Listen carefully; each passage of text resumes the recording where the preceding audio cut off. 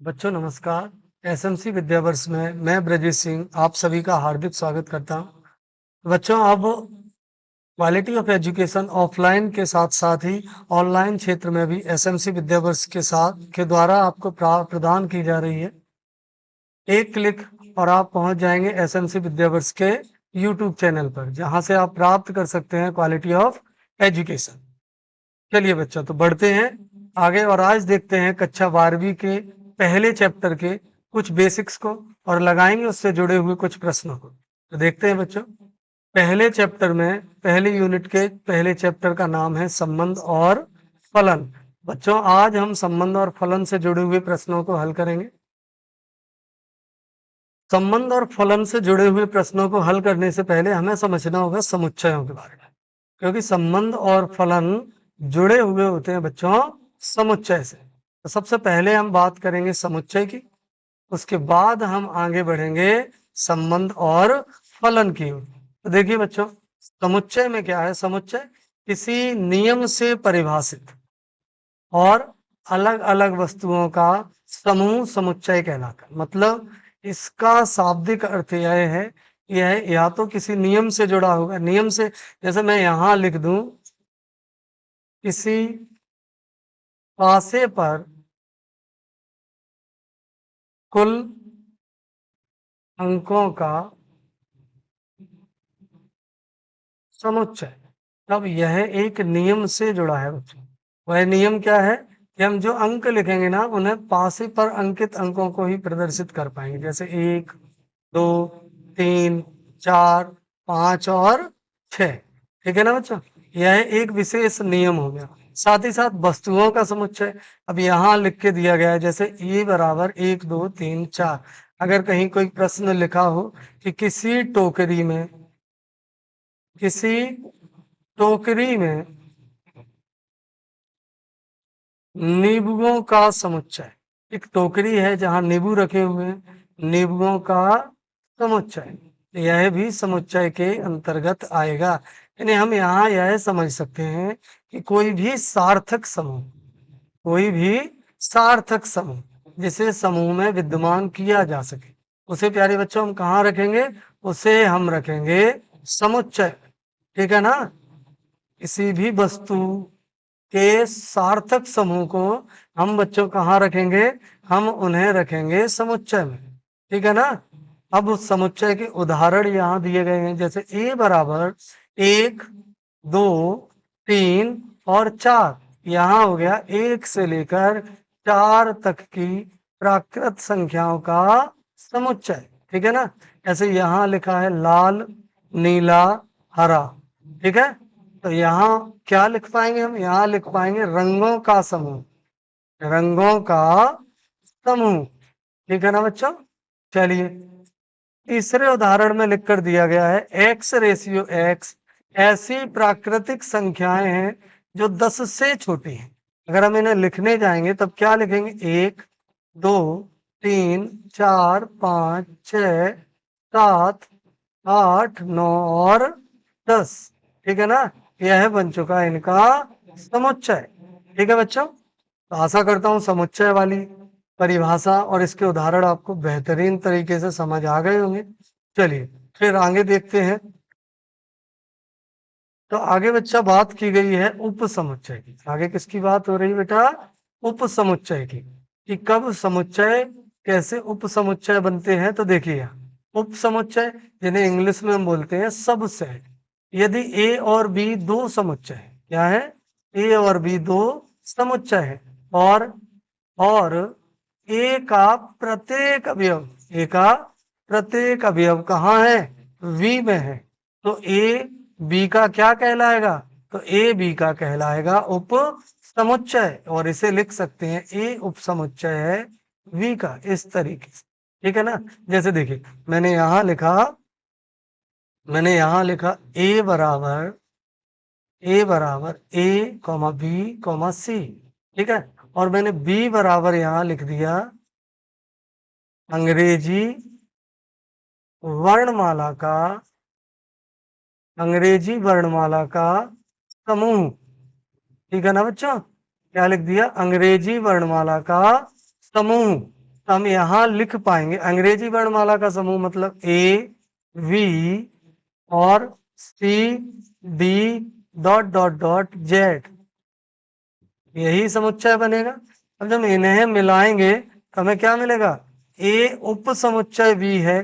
क्यों है, क्योंकि ए के सभी अवयव कहाँ मिल रहे हैं, इन्हें ना स्मॉल लिख लें, ठीक है ना। ये कहाँ मिल रहे हैं, ये सभी मिल जाएंगे वी में। इस कारण यह क्या हो जाएगा, इस कारण यह हो जाएगा ए उप समुच्चय है, किसका उप समुच्चय है, बी का, ठीक है ना। क्लियर है ये। जैसे यहाँ लिखा है ए बराबर फल और सब्जी, ए में ना फल और सब्जी का समुच्चय है, जबकि बी में किसका समुच्चय है, बी में फल सब्जी और अनाज तीनों का समुच्चय है। तो जब हम इन्हें लिखेंगे तो क्या लिखा जाएगा, ए उप समुच्चय है किसका, बी का, और यहाँ क्या स्थिति बनेगी, अवयव क्या आएंगे, फल आएगी, फल आएगा, सब्जी आएगी, और क्या आएगा, और आएगा अनाज, ठीक है ना। यह बन चुका उपसमुच्चय। ये उपसमुच्चय के कुछ उदाहरण हैं। चलिए आगे देखते हैं। इसके बाद बात की गई है सार्वत्रिक समुच्चय। सार्वत्रिक समुच्चय में क्या है कि चर्चा के सभी यानी दिए हुए सभी अवयवों को समाहित करने वाला बड़ा समुच्चय सार्वत्रिक समुच्चय कहलाता है। जैसे यदि प्राकृतिक संख्याओं की बात हो तो u बराबर 1 2 3 डॉट डॉट डॉट, नीचे है यदि किसी स्कूल के छात्रों की बात हो तो u बराबर सभी छात्र। जैसे समझिए यहाँ कहीं लिखा है कि सम संख्याओं की बात, इसकी सम संख्या, a बराबर है सम संख्या और v बराबर हो जाए 2 4 6 8 डॉट डॉट डॉट। इस स्थिति में a व v का, a b का क्या कहलाएगा, a b का कहलाएगा सार्वत्रिक सार्वत्रिक समुच्चय, ठीक है ना। ए बी का क्या कहलाएगा बच्चों, ए बी का कहलाएगा सार्वत्रिक समुच्चय, जहां जहां क्या है, ए और बी के अवयव बिल्कुल बराबर हो, ठीक है ना। ए और बी के अवयव कैसे हो, बिल्कुल बराबर हो एक दूसरे के, तो उसे हम क्या कहेंगे, उसे हम कहेंगे सार्वत्रिक समुच्चय, ठीक है ना। क्या कहेंगे इसे, सार्वत्रिक समुच्चय कहेंगे। चलिए आगे देखते हैं। इसके बाद देखते हैं बच्चों हम रिक्त समुच्चय, ठीक है ना। इसे देखते हैं रिक्त समुच्चय। अब रिक्त समुच्चय में क्या आएगा, तो देखिए रिक्त समुच्चय में आएगा जैसे ए बराबर है 1 2 3 और 4, ठीक है ना। और v बराबर है, तो v बराबर है a कॉमा v कॉमा सी और d dot dot dot Z, ठीक है। तो यहां हम लिख पाएंगे कि a v का कैसा समुच्चय है, रिक्त समुच्चय है, ठीक है। ऐसे लिख सकते हैं, या फिर क्या लिख सकते हैं, या फिर हम लिख सकते हैं बच्चों a बराबर है अंग्रेजी वर्णमाला के अक्षरों का समुच्चय, ठीक है ना, अक्षरों का समुच्चय। तो देखिए अंग्रेजी वर्णमाला के अक्षरों के समुच्चय में ए वी सी डी और डॉट डॉट डॉट जेड सभी अल्फाबेटिक लेटर्स आ जाएंगे। जबकि हम यहाँ पूछ लें कि बताइए बताइए दो प्राप्त होने पर, दो प्राप्त होने पर ए व वी के मध्य कौन सा समुच्चय होगा, ठीक है ना, कौन सा समुच्चय होगा। तो देखिए v बराबर क्या दिया जा रहा है, v बराबर है अंग्रेजी वर्णमाला, जबकि a में क्या निकालना है, दो, a केवल दो प्राप्त करने हैं, पर v में क्या है, v में ना ए बी सी डी यहाँ कोई भी डिजिट नंबर्स में नहीं है, मतलब ए उप समुच्चय नहीं है किसका, बी का। इस कारण इसे क्या कहा जाएगा, इस कारण इसे कहा जाएगा रिक्त समुच्चय। ठीक है ना बेटा, इस कारण यह क्या कहलाएगा, रिक्त समुच्चय कहलाएगा। चलिए आगे देखते हैं। आगे क्या है, आगे बात की गई है कार्तीय गुणनफल। इसकी बात की जा रही है कार्तीय गुणनफल की। तो क्या लिखा है, यदि ए और बी दो समुच्चय, तो A cross B equal bracket A comma B ratio A belongs to capital A and small B belongs to capital B.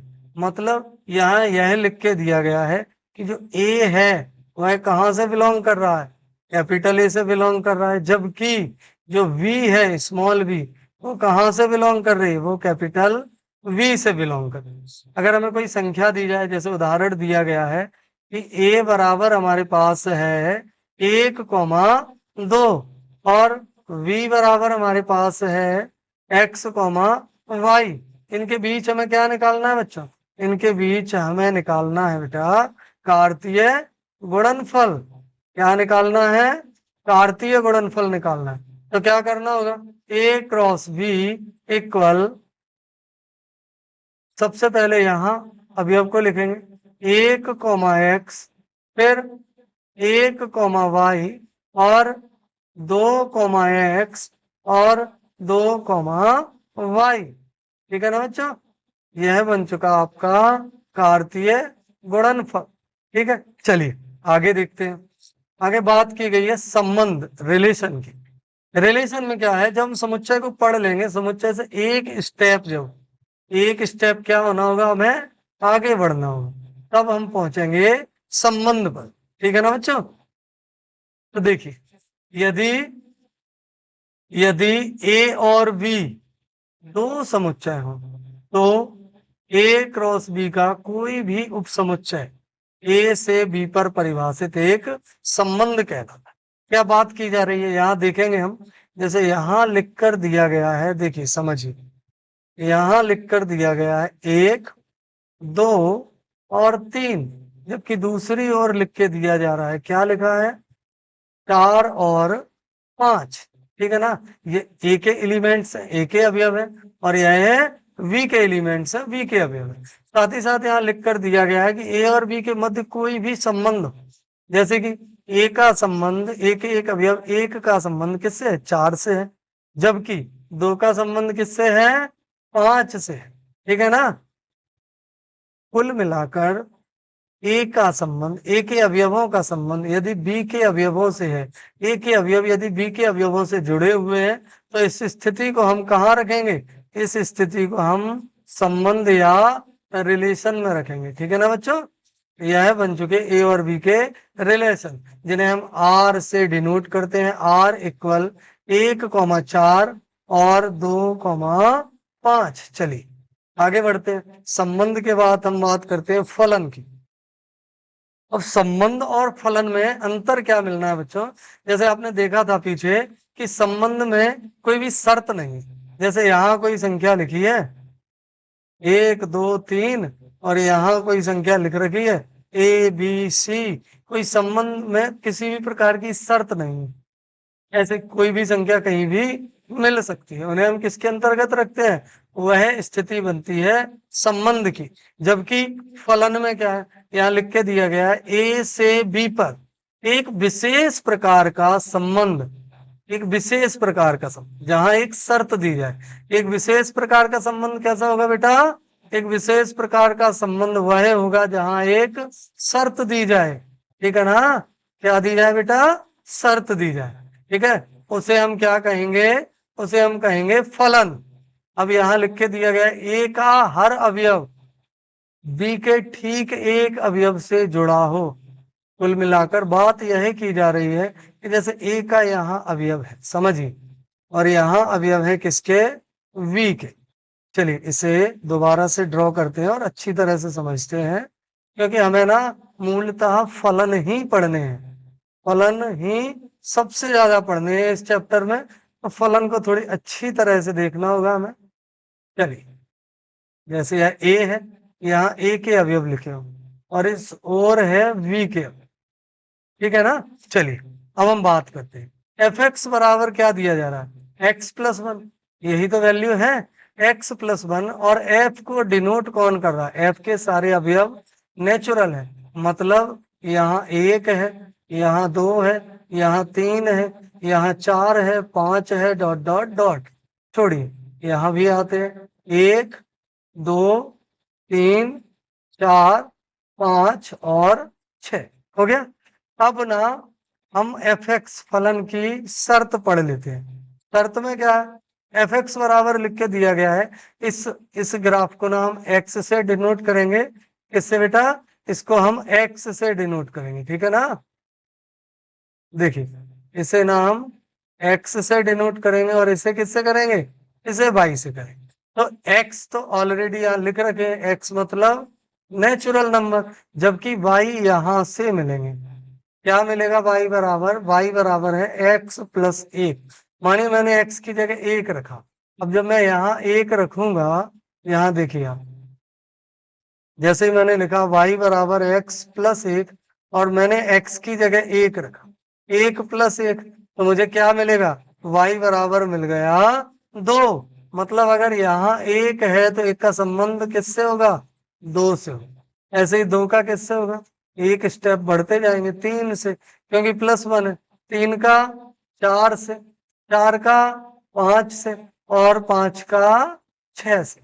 यहाँ एक विशेष कंडीशन अप्लाई की गई है, ऐसा तो नहीं है कि दो का संबंध एक से हो जाए, जी बिल्कुल नहीं।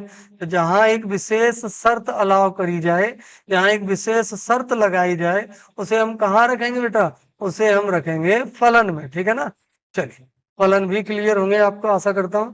आगे बढ़ते हैं। अब बात की गई है फलन के प्रकारों, तो फलन में ना बेटा, फलन में हम तीन प्रकार पढ़ेंगे मोस्टली, जो कि बुक में स्पष्ट मेंशन किए गए हैं। पहला है स्वतुल्य, क्या है बेटा, स्वतुल्य। और दूसरा है सममित, तीसरा है संक्रामक। सबसे पहले हम इन्हीं की बात करें, ठीक है ना, स्वतुल्य, सममित और संक्रामक। तो चलिए पहले देखते हैं स्वतुल्य संबंध क्या है। तो यहाँ लिख के दिया गया है रिफ्लेक्सिव रिलेशन। स्वतुल्य संबंध को हम बोलते हैं क्या, रिफ्लेक्सिव रिलेशन। क्या लिख के दिया गया है, परिभाषा क्या है, यदि ए पर परिभाषित संबंध आर ऐसा हो कि प्रत्येक ए के अवयव, है ना, कैपिटल ए के अवयव स्मॉल है, ए बिलोंग्स टू ए के लिए A comma A belongs to R, जो सेट बने ना वो क्या बन जाए, ए कॉमा ए बन जाए, तो वह संबंध कैसा संबंध कहलाएगा, स्वतुल्य संबंध कहलाएगा। देखिए जैसे एक उदाहरण दिया गया है, ए बराबर, ए के जो एलिमेंट्स हैं वो क्या है, एक है, दो है और तीन है। अब आर में हमने समुच्चय बनाए हैं, तो आर का पहला समुच्चय बना एक कॉमा एक, दूसरा दो कॉमा दो और तीसरा तीन कॉमा तीन। यहाँ सभी सेट में यह फॉर्मूला या यह कंडीशन अप्लाई हो रही है, A comma A belongs to R. देखिए A comma A belongs to R और A comma A belongs to R, मतलब यह है कि पहला और दूसरा दोनों ही अवयव कहां से बिलोंग कर रहे हैं, आर संबंध में हैं, जिस कारण इसे क्या कहा जाएगा, इसे बेटा कहेंगे हम स्वतुल्य संबंध। क्या कहेंगे, स्वतुल्य संबंध कहेंगे, ठीक है ना।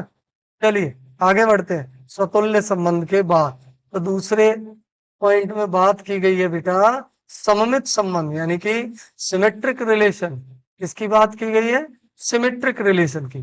परिभाषा क्या है, यदि ए पर परिभाषित संबंध आर ऐसा हो कि जब भी A comma B belongs to R हो तो बी कॉमा ए भी बिलोंग्स टू आर होना चाहिए। यहाँ यह कहना चाह रहे हैं बच्चों, जैसे संख्या हमारे पास एक कॉमा दो तीन, यही तो क्वेश्चन है ना। अब अगर यहाँ से हम कंडीशन अप्लाई करें, जैसे मैंने लिखा एक कॉमा दो बिलोंग्स टू आर, ठीक है ना। अब अगर हमें इस कथन को सममित साबित करना है तो हमें दूसरी कंडीशन क्या लिखनी होगी, दो कॉमा एक बिलोंग्स टू आर, तभी जाकर यह क्या बनेगी, A comma B belongs to R and we comma A belongs to R. ठीक है ना बच्चों, यह स्थिति बनेगी सममित संबंध की स्थिति। चलिए आगे बढ़ते हैं, आगे देखते हैं। यहाँ एक उदाहरण है, ए बराबर 1 2 3 संबंध है आर बराबर 1 2 2 1 2 3 3 2। यहाँ क्या संबंध है बेटा, संबंध है 1 2 है तो 2 1 भी क्या होगा, होना चाहिए। अगर 2 3 है तो 3 और 2 भी होना चाहिए। ठीक है ना बच्चों, क्या होना चाहिए, 1 2 अगर बिलोंग्स टू आर है तो 2 1 भी बिलोंग करना चाहिए बेटा, कहां से, आर से। बिल्कुल ऐसे ही अगर 2 और 3 बिलोंग कर रहे हैं कहां से, आर से, तो बेटा 3 और 2 भी बिलोंग होने चाहिए कहां से, आर से। अगर ऐसी स्थिति बनती है बेटा तभी यह क्या बन पाएगा, तब यह बन पाएगा सममित सममित संबंध। ठीक है ना बेटा, तब यह बन पाएगा सममित संबंध। चलिए आगे देख, तीसरी परिभाषा में क्या है बेटा, तीसरी परिभाषा में बताया गया है संक्रामक संबंध या ट्रांजिटिव रिलेशन। ट्रांजिटिव रिलेशन में क्या है, तो देखिए, यदि ए पर परिभाषित संबंध आर ऐसा हो कि A comma B belongs to R and B comma C belongs to R, तो डेफिनेटली क्या होना चाहिए, A comma C belongs to R होना ही चाहिए। तभी जाकर यह संबंध क्या कहलाएगा, तब जाकर यह संबंध बेटा संक्रामक संबंध कहलाएगा। देखिए जैसे हमें यहाँ लिख के दिया गया है कि ए बराबर है 1 2 3, इनके संबंध क्या है, इनके संबंध है 1 2 2 3 और 1 3। ठीक है, चलिए ट्राई करते हैं। जैसे मैंने लिखा 1 2, यह बिलोंग कर रहा है कहां से, आर से, है ना, आर का संबंध है तो आर से बिलोंग करेगा, मतलब यह संख्या ए की और यह संख्या वी की। सेकंड मैंने लिखा 2 3 बिलोंग्स टू आर, यहाँ 2 तो वी को डिनोट करेगी और 3 को कौन करेगा, 3 को करेंगे सी। तब जाके ए और सी में क्या होना चाहिए, ए और सी में बच्चों होना चाहिए 1 3 बिलोंग्स टू आर। यही है जी, बिल्कुल है। तो यह किसे निरूपित करेगा, यह स्थिति निरूपित करेगी कि फलन क्या हो गया है, फंक्शन क्या बन गया है, फंक्शन बन चुका है संक्रामक संबंध। ठीक है ना बच्चों, क्या बन चुका है, संक्रामक संबंध बन चुका है। चलिए आगे बढ़ते हैं। इसके बाद बात करते हैं बेटा तुल्यता संबंध। ठीक है ना, किसकी बात करते हैं, तुल्यता संबंध।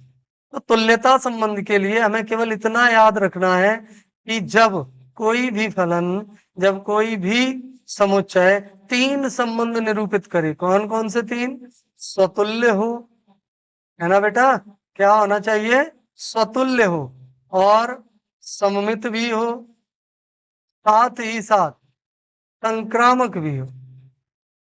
ठीक है, रिफ्लेक्सिव हो, ट्रांजिटिव हो, सिमेट्रिक हो, तीनों स्थिति जब बन जाएंगी तो उसे हम क्या कहेंगे, उसे ही बेटा हम कहेंगे उसे ही हम बेटा कहेंगे, क्या कहेंगे, तुल्यता संबंध। क्या कहेंगे, तुल्यता संबंध। ठीक है ना, चलिए यहां देखते हैं तीनों स्थिति बन रही है। बिल्कुल, A comma A belongs to R, यह स्वतुल्य की स्थिति है। जबकि सममित की क्या होनी चाहिए, 1 2 और 2 1, यही तो रहेगी। और संक्रामक में 1 1 हो गया, इसके बाद 2 1, यह हो गया ए बी, है ना। फिर इसे हटाइए, दूसरी कंडीशन बनाकर देखते हैं। ठीक है ना, चल पहले इसे यहां से हटाए, यहाँ हम सरल कंडीशन बना के लिख सकते हैं। जैसे कहीं लिखा 1 2, फिर लिख जाए 2 3, तो तीसरी स्थिति क्या बन जाएगी, 1 और 3। ठीक है ना, ये ए हो चुके, बी, यहाँ बी और सी, तो क्या बन जाएगी बच्चों, ए और सी। ठीक है ना, चलिए आगे देखते हैं। यहां लिख के दिया गया है क्या लिखा बेटा कि यह स्वतुल्य है क्योंकि A comma A belongs to R. यह सममित है क्योंकि एक दो और दो एक है। यह संक्रामक भी है क्योंकि एक दो दो एक और एक एक, मतलब यहां मैंने ले ली ए बी, यहां मैंने ले ली बी सी, तो तीसरी स्थिति बन गई ए कॉमा सी की क्या बनेगी, एक और एक। इस कारण यह क्या है, तुल्यता संबंध है। चलिए अगले क्वेश्चन की ओर बढ़ते हैं बच्चों। अगला क्वेश्चन देखते हैं। चलिए यहाँ एक परिभाषा और है, इसे और समझते हैं और उसके बाद बात करते हैं हम कुछ क्वेश्चंस की। ठीक है ना बच्चों। देखिए क्या है परिभाषा, ए पर दो प्रकार के तुच्छ संबंध होते हैं। क्या है, देखिए जब तीनों स्थिति बन जाए, तीनों क्या, अतुल्य हो, सममित हो और संक्रामक।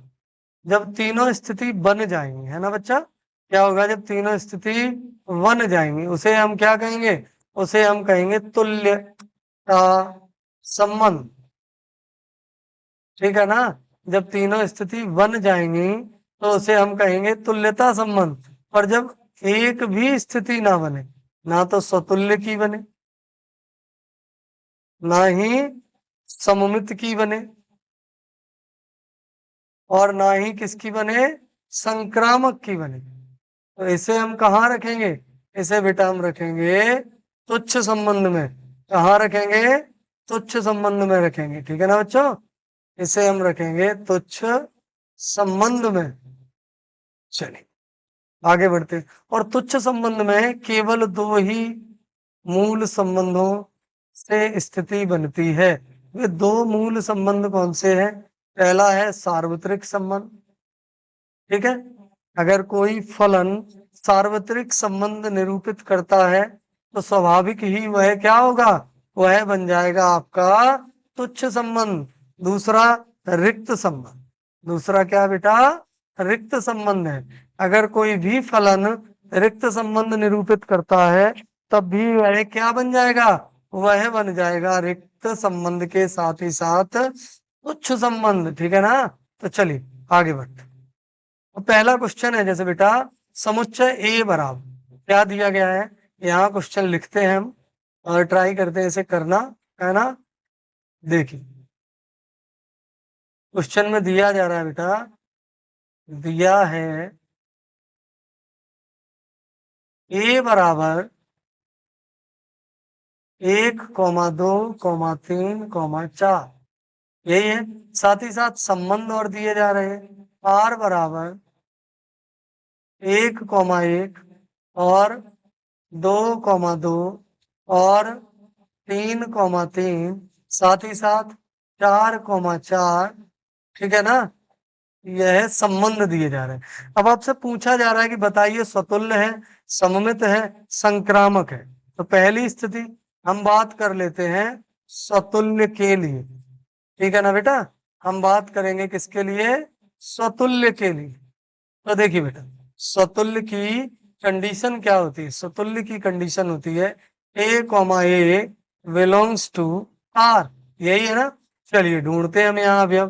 तो पहला अवयव मिला हमें 1,1 बिलोंग्स टू आर, और दूसरा अवयव मिला 2,2 बिलोंग्स टू आर, तीसरा अवयव मिलेगा 3,3 बिलोंग्स टू आर। ऐसे ही चौथे अवयव में 4,4 संबंध चौथा, यह भी क्या हो गया, बिलोंग्स टू आर। चारों ही संबंध किसे निरूपित कर रहे हैं, चारों ही संबंध निरूपित कर रहे हैं कि यह फलन क्या है, स्वतुल्य है। यह समुच्चय क्या बना रहा है, स्वतुल्य संबंध बनाता है। ठीक है ना बेटा। चलिए तो हम दूसरी कंडीशन की बात करते हैं। दूसरी कंडीशन में आता है बेटा सममित। तो सममित के लिए देखते हैं क्या करना है।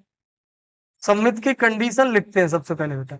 सममित की कंडीशन क्या होती है, A comma B belongs to R and we comma A belongs to R, ये रही कंडीशन। ए कॉमा बी, आप देखिए कहीं 1,2 मिला है आपको, नॉट बिलोंग्स टू आर, और ना ही आपको मिला है 2,1। यहाँ कोई भी ऐसा अवयव है जो पहले अवयव से भिन्न हो? जी बिल्कुल, बिल्कुल नहीं है भिन्न। इस कारण हम क्या लिख पाएंगे कि यह सममित नहीं है। यह क्या नहीं है बेटा? सममित नहीं, सममित नहीं है। ठीक है ना? चलिए, अब हम तीसरी कंडीशन की बात करते हैं बेटा। तीसरी कंडीशन में क्या है? तीसरी कंडीशन में है बेटा संक्रामक के लिए। ठीक है ना? तीसरी कंडीशन में क्या है? संक्रामक के लिए। तो देखिए संक्रामक की स्थिति क्या होती है? A comma B belongs to R and B comma C belongs to R. तब A comma C belongs to R और होने चाहिए। चलिए लिखते हैं यहाँ। जैसे ए कॉमा बी है, मैंने लिखा 1,2। यह बिलोंग कर रहा है क्या आर से? देखिए आप ढूंढिए, 1,2 है कहीं? जी नहीं, तो इसे हम नॉट बिलोंग्स टू कर। ऐसे ए और बी हो चुके, बी और सी 2,3। ये बिलोंग करेंगे? जी बिल्कुल नहीं। जब ये दोनों बिलोंग नहीं करेंगे तो 1,3 भी बिलोंग नहीं करेगी। ठीक है ना? मतलब यह है कि यह समुच्चय क्या निरूपित करेगा? समुच्चय निरूपित करेगा कि वह स्वतुल्य है, परंतु सममित और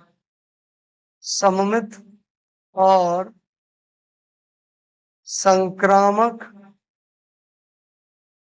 नहीं है। ठीक है ना बेटा? हो चुका। देखिए स्वतुल्य के लिए क्या कंडीशन है? A comma A belongs to R. जबकि सम्मित के लिए क्या है? A comma B belongs to R and B comma A belongs to are.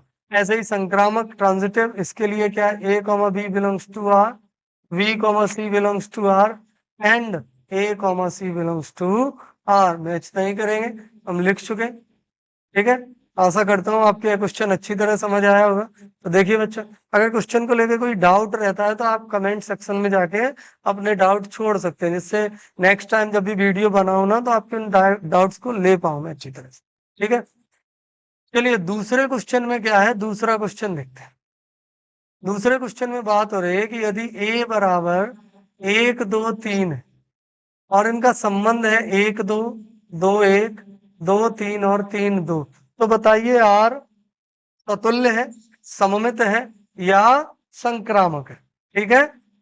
ततुल्य, सममित और संक्रामक है या नहीं? तो देखिए बेटा क्या करना होगा। सबसे पहले तो जो वैल्यू दी गई है हम उसे नोट डाउन करेंगे। तो दिया है a बराबर 1,2,3। साथ ही साथ संबंध r बराबर क्या है? r बराबर है 1,2, 2,1, 2,3 और 3,2। ठीक है ना? तीनों ही कंडीशन पता करनी है, स्वतुल्य पता करना है, सम्मित पता करना है और संक्रामक पता करना है। तो सबसे पहले हम यहाँ लिखेंगे स्वतुल्य के लिए। स्वतुल्य के लिए, स्वतुल्य के लिए स्वतुल्य पर कौन सा रूल अप्लाई किया जाता है? स्वतुल्य पर रूल अप्लाई होता है A comma A belongs to, A comma A belongs to R. मतलब पहला और दूसरा अवयव बिल्कुल बराबर होने चाहिए। संबंध में देखो बराबर है? जी बिल्कुल नहीं है। तो हम क्या लिख पाएंगे? हम लिख पाएंगे 1,1 is not belongs to R. जिस कारण, जिस कारण यह क्या नहीं है? स्वतुल्य नहीं। ठीक है ना? स्वतुल्य नहीं। चलिए अब हम बढ़ते हैं सम्मित की ओर। सम्मित में क्या पूछा जाना है, कैसे करना है? सममित के लिए, सममित के लिए क्या स्थिति बनेगी बेटा? देखिए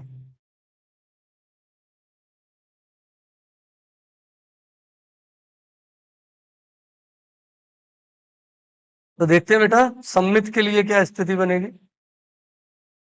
सममित के लिए स्थिति होती है बेटा A comma B belongs to R और v comma A belongs to R, यही स्थिति है।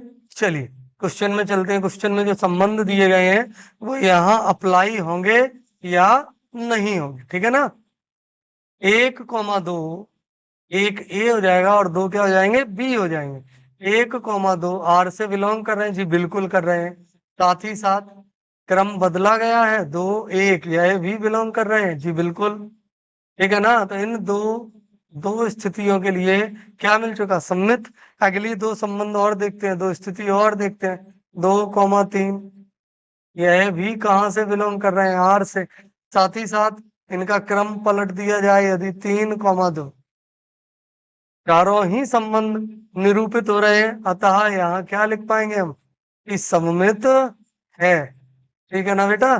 क्या लिख देंगे, सममित है। अब हम बात करेंगे संक्रामक के लिए। तो देखिए संक्रामक में क्या करना होगा,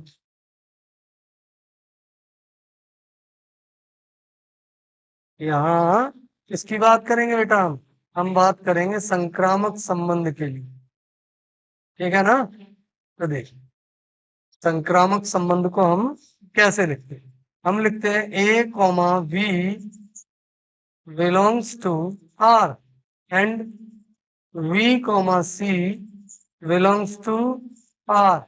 तब क्या मिल जाएगा, तब मिल जाएगा A comma C belongs to R. चलिए ट्राई करते हैं। ए कॉमा बी में मैंने लिखा 1,2 बिलोंग्स टू आर। अब 2,3 का नाम, तो 2,3 में मैंने लिख दिया 2 कॉमा बी कॉमा सी में लिख दिया 2,3, यह भी बिलोंग कर रहा है। देखिए 1,2 संबंध है जी, बिल्कुल है। 2,3 यह भी संबंध है। फिर नंबर आता है ए कॉमा सी, ए की जगह 1 और सी की जगह 3, बिलोंग्स टू आर। यह संबंध है क्या, यह स्थिति बिल्कुल नहीं है, is not belongs to R. हम क्या लिख पाएंगे, हम लिख देंगे कि संक्रामक नहीं है। मतलब क्वेश्चन में क्या मिला कि स्वतुल्य, स्वतुल्य नहीं है, सम्मित भी सम्मित है और संक्रामक नहीं है। तो हम लिख पाएंगे कि स्वतुल्य और संक्रामक नहीं है परंतु सम्मित है। ठीक, चलिए देखते हैं अगले क्वेश्चन। इसमें क्या पूछा गया है, यदि ए बराबर 1,2,3 और आर बराबर 1,2 2,3 1,3 पुस्तक में अलग अलग बंद है, संबंध है ये रहा संबंध। चलिए पहले क्वेश्चन को यहाँ नोट करते हैं। दिया है ए बराबर, ए समुच्चय में क्या दिया गया है 1,2,3 और इनका संबंध क्या है आर बराबर, तो संबंध है 1,2 और 2,3, साथ ही साथ 1,3, ये रहे संबंध। अब इनमें हमें क्या निरूपित करना है, हमें निकालना है स्वतुल्य है, ठीक है ना, सममित है और क्या है, संक्रामक है। तो सबसे पहले बात की जाएगी बेटा, किसकी बात करेंगे सबसे पहले, सबसे पहले बात करेंगे हम स्वतुल्य की, ठीक है ना। हम बात करेंगे स्वतुल्य के लिए। चलिए देखते हैं। तो स्वतुल्य के लिए स्थिति क्या है बेटा, स्थिति है A comma A belongs to R, मतलब पहला और दूसरा अवयव समान होना चाहिए। संबंध में समान है क्या जी, बिल्कुल नहीं। हम लिख पाएंगे कि 1,1 is not belongs to R and 2,2 is not belongs to R, ठीक है ना। मतलब यह क्या हो गया, यह हो गया कि स्वतुल्य नहीं है, ठीक है ना बेटा, स्वतुल्य नहीं है यह स्थिति। दूसरे दूसरे में हम बात करेंगे बेटा सममित की, इसकी बात की जाएगी, सममित की बात की जाएगी। तो सममित के लिए रूल क्या है बेटा, रूल देखते हैं सममित के।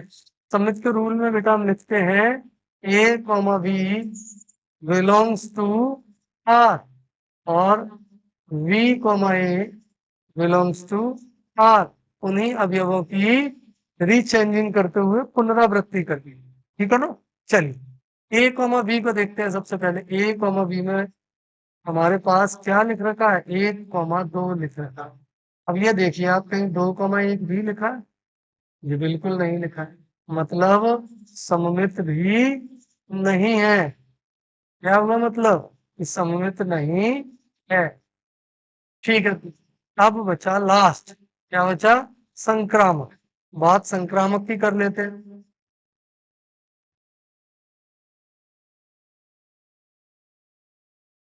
देखिए संक्रामक की ओर बढ़ते हैं हम।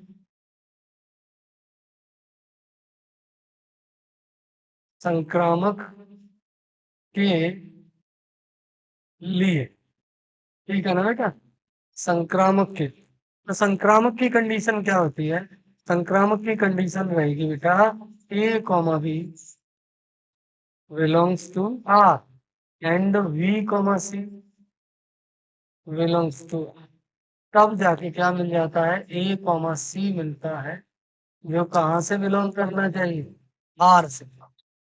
चलिए क्वेश्चन बनाते हैं, ऐसी कंडीशन यहाँ बनेगी या नहीं बनेगी। तो देखिए पहली स्थिति दी जा रही है 1,2, है ना, बिलोंग्स टू आर, बिल्कुल ये क्या बन गया ए और ये हो गए वी। सेकेंड ऑप्शन, दूसरे की ओर बढ़ते हैं, 2,3, यह भी बिलोंग कर रहा है कहाँ से, आर से।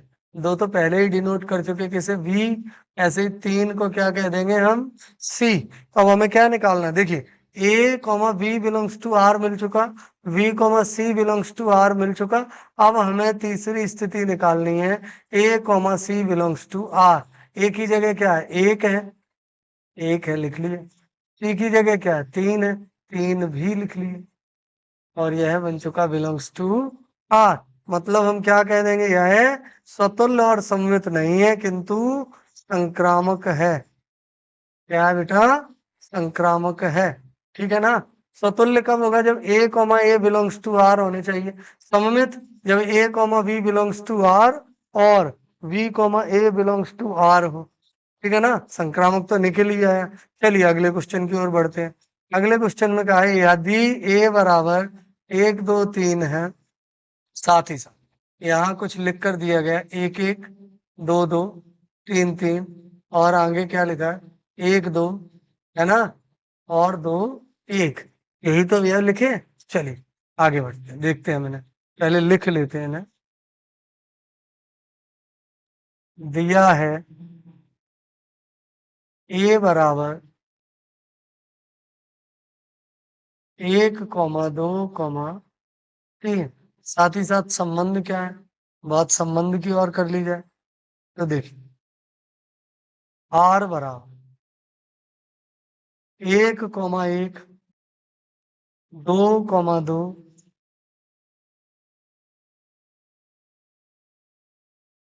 1 मिनट, ये नंबर गलत लिखे है ना, इन्हें दोबारा लिखते हैं, उसके बाद आगे बढ़ते। देखिए 1, 1 लिख लिया ना, दूसरा क्या है, 2, 2, फिर इसके बाद है 3, 3, और 1, 2, साथ ही साथ 2, 1 हो चुका। चलिए इन्हें हम देखते हैं स्वतुल्य, सममित और संक्रामक में। सबसे पहले बात होगी किसकी, स्वतुल्य की बात होगी।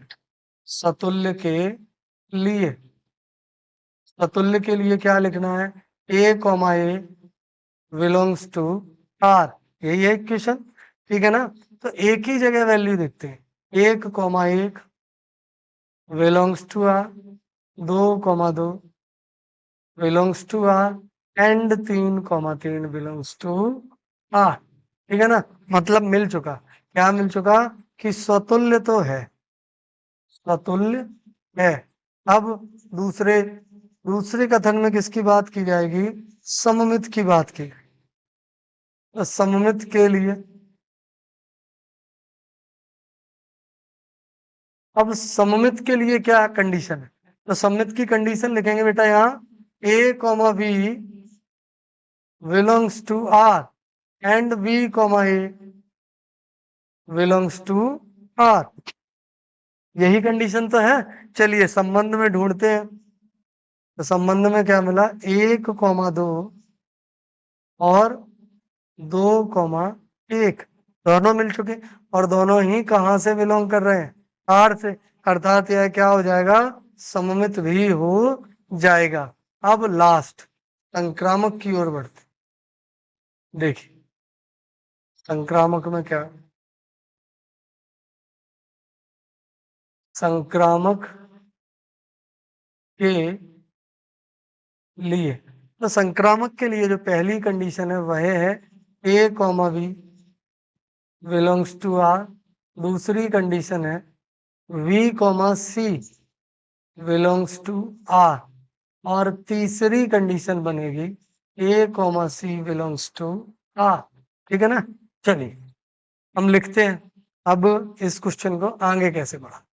ए कॉमा बी की बात करते हैं, तो ए कॉमा बी में लिख लिया हमने, जैसे हमने लिख लिया 2,1, ठीक है ना, बिलोंग्स टू आर है।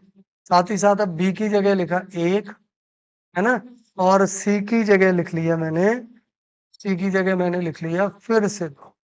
तो देखिए 1, 2 भी बिलोंग कर रहे हैं, 1 और 2 बिल्कुल कर रहे हैं जी। तो अब क्या बना, देखिए यार, ए कॉमा बी तो 2,1 था, बी कॉमा सी 1,2 हो गया। अब ए सी में क्या हो जाएगा, 2,2 क्या हो जाएगा, 2,2 बिलोंग्स टू आर। ठीक है ना।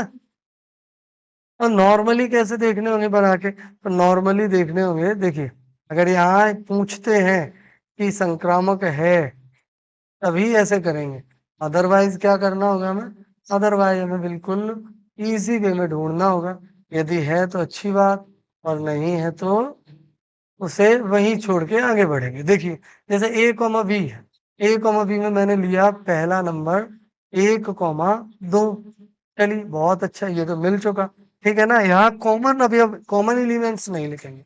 वी कॉमा सी में, तो वी कॉमा सी में मैंने लिखा, वी में तो 2 होगा, अब सी में कोई अवयव है नहीं तो मैंने लिख लिया 3 बिलोंग्स टू आर। अब ढूंढिए 2,3 है कहीं, जी बिल्कुल नहीं। बचा ए और सी, तो ए और सी की बात कर लेते हैं। ए में 1 है और सी में 3, यह भी नहीं है। ठीक है ना, ऐसे करने होंगे इन क्वेश्चंस को। चलिए अगले क्वेश्चन की ओर बढ़ते हैं, देखते हैं अगला क्वेश्चन क्या लिख के दिया गया है। तो देखो बेटा, यहां दिया गया है ए बराबर 1,2,3, ठीक है ना। साथ ही साथ संबंध दिया गया है। संबंध क्या है, संबंध है ए कॉमा बी, जहां ए माइनस बी करने पर हमें क्या प्राप्त होना चाहिए, सम प्राप्त। ठीक है, स्थिति क्या है, यह संबंध है, अब आपको बताना है स्वतुल्य है, सममित है और संक्रामक। चलिए बात करते हैं सबसे पहले स्वतुल्य की। बात शुरू की जाती है किसकी बेटा, स्वतुल्य के लिए। तो स्वतुल्य की कंडीशन देखते हैं बेटा हम। स्वतुल्य की कंडीशन होती है A comma A belongs to R. अब इन 3 अवयवों में से हम कोई भी अवयव यहाँ रख सकते हैं। मानिए मैंने रखा 1, तो 1,1 बिलोंग्स टू आर, चलिए अच्छी बात। पर यहाँ एक कंडीशन और लिख के दी गई है। कंडीशन क्या है कि अगर ए कॉमा बी है, जहाँ क्या होना चाहिए, ए माइनस बी करने पर सम प्राप्त, यही है ना, कि ए माइनस बी करने पर सम संख्या प्राप्त हो जाए। चलिए देखिए अब क्वेश्चन देखते हैं। यहाँ ए कितनी रहेगी, 1, और बी भी कितनी रहेगी, 1, है ना। ए और बी दोनों समान रहेंगे। हमसे कहा जा रहा है ए माइनस बी, मतलब 1 में से 1 घटाइए, क्या मिला, 0। तो 0 को ना हम कहाँ काउंट करते हैं, सम संख्या में ही काउंट करते हैं। ठीक है, इस कारण यह क्या हो जाएगा, यह स्वतुल्य है। ठीक है बेटा, यह क्या है, स्वतुल्य है। चलिए आगे बढ़ते हैं, आगे देखते हैं हम सममित को बेटा। अब हम देखते हैं सममित के लिए। तो सममित के लिए क्या करना होगा, तो देखिए सममित की कंडीशन क्या है। सममित की कंडीशन है A comma B belongs to R and we comma A belongs to R, यही कंडीशन तो है। चलिए आगे बढ़ते हैं। ए कॉमा बी की जगह क्या लिखना होगा, तो यहाँ देखते हैं हम, क्योंकि उसके बाद हमें माइनस भी करना है, ठीक है ना। जैसे मैंने लिखा 1,2। अब जब माइनस की बारी आएगी ना, 1 - 2 होगा, तो हमें यहाँ से जो डिजिट जो नंबर मिलेगा वह मिलेगा -1। -1 सम है या विषम है, तो -1 तो विषम है, जबकि हमें क्या निकालना है, सम निकालना है। तो फिर यह स्थिति तो नहीं बनेगी। चलिए अगली कंडीशन बनाने की ओर बढ़ते हैं। अगली कंडीशन कैसे बनेगी, ठीक है ना। देखिए जैसे मैंने यहां लिखा 1,3, ठीक है, क्या लिखा, 1,3 बिलोंग्स टू आर। जब 1,3 आर से बिलोंग करेगा, तो 3,1 तो स्वाभाविक है कि आर से बिलोंग कर गया, ठीक है ना। चलिए चेक करते हैं। अब एक में से 3 को घटाया गया, आए -2। बेशक वैल्यू माइनस में है, पर इसे हम कहाँ पढ़ेंगे, हम पढ़ेंगे इसे सम संख्या में, ठीक है ना बेटा। 1 - 3 -2 मिला, -2 सम संख्या में पढ़ा जाता है। कहाँ पढ़ा जाता है, सम संख्या में। अगर हम इसे रिवर्स लिखते, रिवर्स करके लिखें कैसे, मैंने लिखा 3,1, ठीक है, तब स्थिति क्या बनेगी, स्थिति बनेगी 3 - 1 मतलब 2। 2 कैसी संख्या है बेटा, 2 एक सम संख्या है, ठीक है ना। तो समझिए आपको स्वतुल्य मिल चुका, आपको सममित मिल चुका। अब आपको क्या निकालना है, अब आपको निकालना है संक्रामक। तो देखिए संक्रामक के लिए क्या करना होगा, पहले इसे इरेज करना होगा, जिससे ना क्वेश्चन को बना पाए, है ना। चलिए देखते हैं संक्रामक की कंडीशन क्या है। संक्रामक की कंडीशन है बेटा, A, B belongs to R, B, C belongs to R, और last condition A, C definitely belongs to R, ठीक है। चलिए ट्राई करते हैं फिर संक्रामक को, है ना। स्वतुल्य और सम्मित तो समझ आ चुके, अब नंबर है किसका, संक्रामक। तो देखिए भाई संक्रामक के लिए क्या करना, संक्रामक की कंडीशन होती है A, B belongs to R, और B, C belongs to R. साथ ही साथ यहाँ एक और कंडीशन बनेगी, A, C belongs to R, यही तो बनेगी।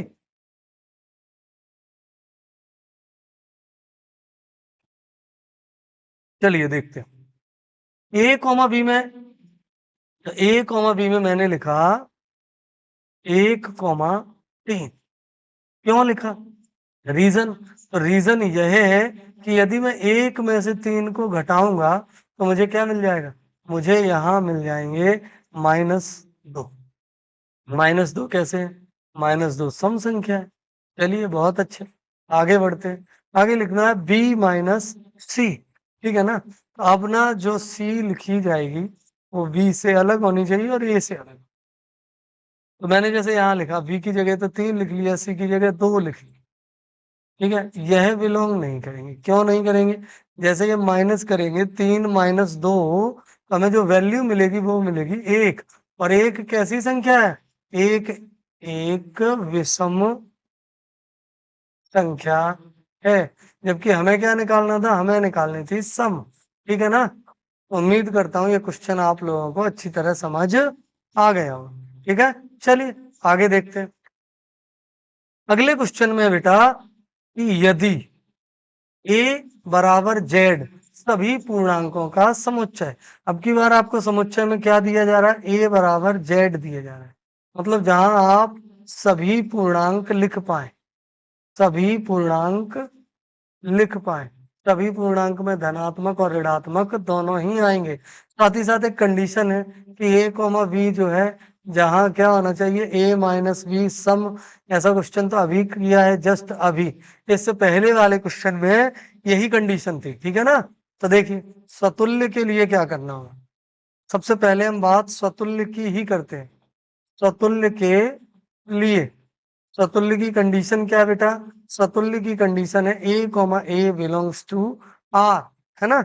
अब जेड मतलब एक नंबर लाइन है ये, माइनस इनफिनाइट से लेकर प्लस इनफिनाइट तक की टोटल वैल्यू को हम कहाँ रख पाएंगे? हम एक ही समुच्चय में रख सकते हैं, ठीक है ना। तो चलिए यहां मैंने लिखा 1,1 बिलोंग्स टू आर। रीजन क्या है? तो रीजन में यहाँ लिखता हूं 1 - 1, जब भी हम माइनस करेंगे क्या मिलेगा? 0। और 0 को हम किसके अंतर्गत रखते हैं? 0 को हम रखते हैं बेटा सम संख्या के अंतर्गत, ठीक है ना। तो इससे यह पता चला कि यह क्या है? स्वतुल्य है। स्वतुल्य है, ठीक है ना बेटा। स्वतुल्य मिल चुका। चलिए स्वतुल्य हो गया। अब बात कर ले हम, थोड़ी सी बात कर ली जाए किसकी? सममित के लिए, ठीक है। तो सममित के लिए क्या करना होगा?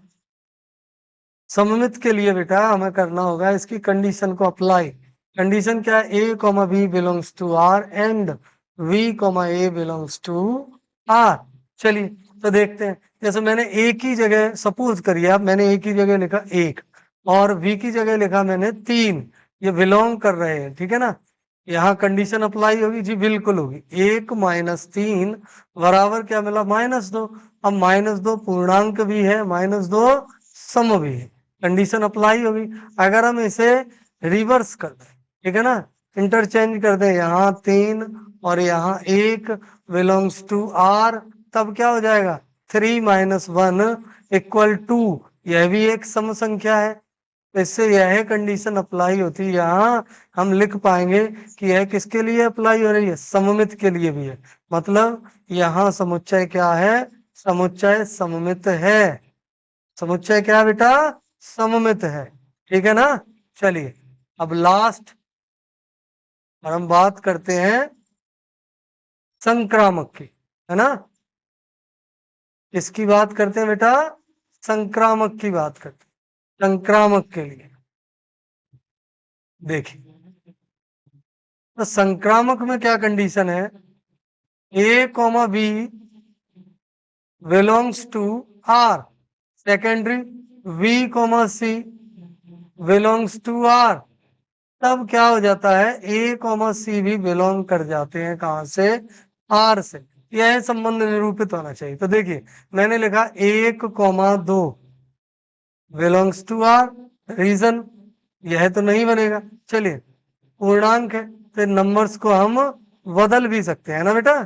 इन नंबर्स को हम बदल भी सकते हैं क्योंकि हमारे पास ना जेड है। जेड मतलब whole integer numbers. Whole integer numbers में जितने भी हैं हम सभी को यहाँ पुट करके आगे बढ़ सकते हैं। जैसे मैंने लिखा पहले 1, फिर लिखा मैंने 3। तो देखिए 1, 3 बिलोंग तो कर ही रहे हैं, दोनों इंटीजर हैं। और यहाँ ये अप्लाई करेंगे जी, बिल्कुल करेंगे। 1 - 3 = -2। और -2 को हम किस में पढ़ते हैं? हम पढ़ते हैं यह एक सम संख्या है।